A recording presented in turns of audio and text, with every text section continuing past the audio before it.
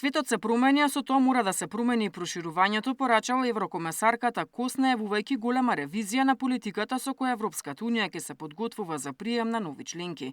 Евроньюс, повикувајќи се на своји извори, пишува дека Кос ја презентирала новата иницијатива за проширување на конференција на амбасадори во Загреб. Една од најважните пораки е дека кандидатите можеби нема да мора да чекаат до полноправно членство за да ги почувствуваат придобивките од Европската унија, преку постепено членство и можност за приклучување кон единствената европска зона за плаќања или поврзување со енергетската мрежа на Унијата.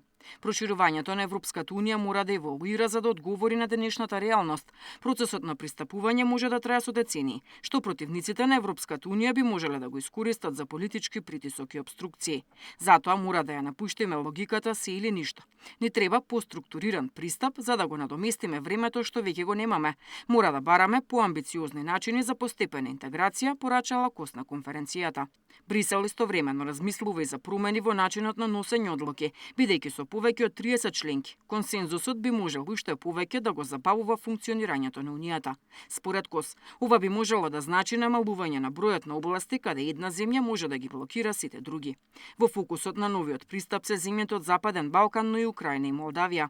Кос особено го посочила напредокот на Црна Гора и Албанија, како и техничкиот напредок на Украина и Молдавија.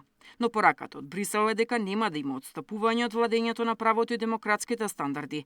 Кос најавува засилени заштитни механизми за идните членки за да не дојде до назадување по нивниот прием.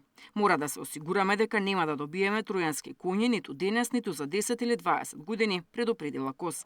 Според Евроньюс, на ваков начин Унијата испраќа порака до земјите кандидати дека по повеќе години сериозно се подготвува за ново проширување. Сепак за ова да стане реалност, лидерите на Европската унија се очекува новата иницијатива да ја разгледуваат на високо ниво во октомври. Деспина Тодоровска, Сител телевизија.